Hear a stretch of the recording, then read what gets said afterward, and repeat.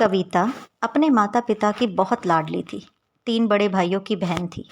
कोई भी चीज़ मांगने पर उसी वक्त सामने हाजिर हो जाती। पूरे घर में रौब था कविता का। पूरा परिवार और नौकरों पर राजकुमारी की तरह हुक्म चलाती थी। स्कूल में भी पूरा रौब था उसका। बड़े घर की लाडली जो थी वह। ऐसे ही उसने कॉलेज में दाखिला लिया। उसके ठाट बाट, बड़ी गाड़ी में आना जाना, हर दिन नया फैशन देखकर हर कोई उससे दोस्ती करना चाहता था। थोड़े ही दिनों में उसके बहुत से दोस्त बन गए। पूरे कॉलेज में उसकी एक अलग पहचान थी। इन दिनों उसके घर एक रिश्ता आया। खानदानी लोग थे और पापा की पुरानी जान पहचान थी उन लोगों के साथ। कविता के साथ कोई ज़बरदस्ती नहीं थी, पर कविता ने फिर भी हाँ कर दी, क्योंकि वह अपने परिवार से बहुत प्यार करती थी। वह जानती थी कि वह लोग उसका अच्छा ही सोचेंगे। लड़के का नाम राज था। राज काफ़ी पढ़ा लिखा और समझदार लड़का था। ससुराल वाले भी बहुत अच्छे थे। ससुराल में कविता की जगह वैसी ही थी जैसी कि मायके में। कोई भी कार्य कविता की सलाह के बिना नहीं होता था। सबकी लाडली बहू बन गई थी वह। फिर उसके घर एक बेटे का जन्म हुआ। बेटे का नाम राहुल रखा। राहुल कविता को जान से प्यारा था। पोता पाकर ससुराल वाले तो फूले नहीं समाते। कविता कभी कभी सोचती कि उसकी किस्मत कितनी अच्छी है। उसका हर अपना उसे कितना प्यार करता है। चाहे जीवन में कैसा भी समय आए, मेरे अपने हमेशा मेरे साथ है। मैं कभी अकेली नहीं हो सकती। कितनी खुशकिस्मत हूँ मैं। पर शायद कविता की खुशियों को उसकी अपनी ही नज़र लग गई। एक दिन वह मायके जाने की जिद कर बैठी।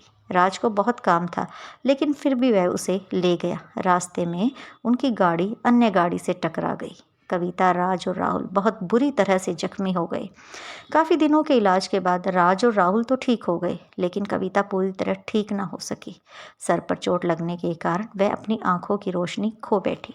अब कविता की किस्मत जैसे उल्टे पांव चलने लगी। मायके वाले कुछ दिनों तक उससे मिलने आते रहे।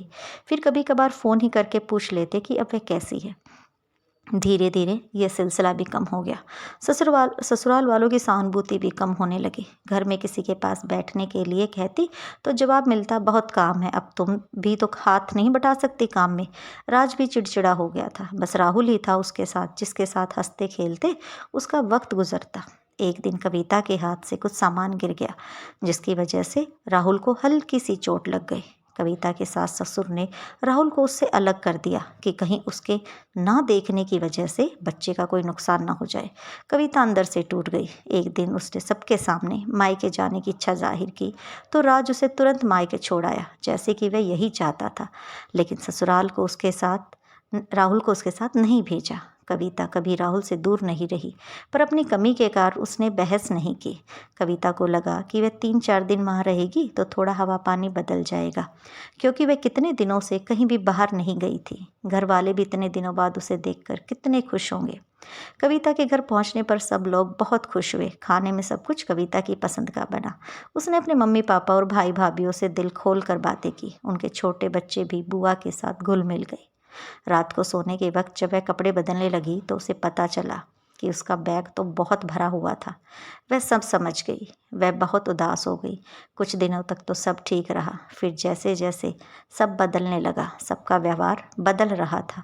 वह लोग जैसे थक चुके थे उससे। सब लोग घुमा फिरा कर पूछने लगे कि राज कब आएगा उसे लेने। वह बहाना बना देती, जबकि वह जानती थी कि उसके घर में अब उसके लिए कोई जगह नहीं है। कविता से चलते वक्त कुछ ना कुछ नुकसान हो जाता। थोड़ी बहुत टोका टाकी उसे सुनाई देती, वह टाल देती। एक दिन उसके हाथ से लग कर एक कीमती फूलदान टूट गया।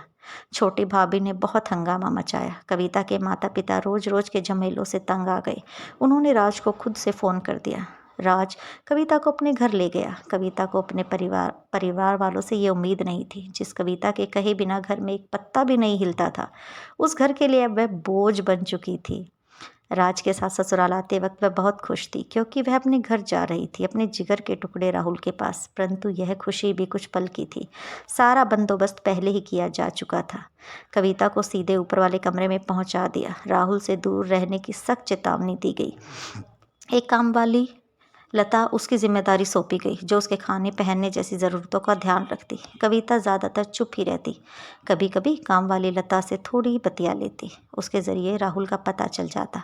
सबकी लाडली बेटी और बहू सबके लिए लाडली से अब बहुत बोझ बन चुकी थी। धन्यवाद दोस्तों। कहानी अच्छी लगी तो चैनल को सब्सक्राइब कीजिए।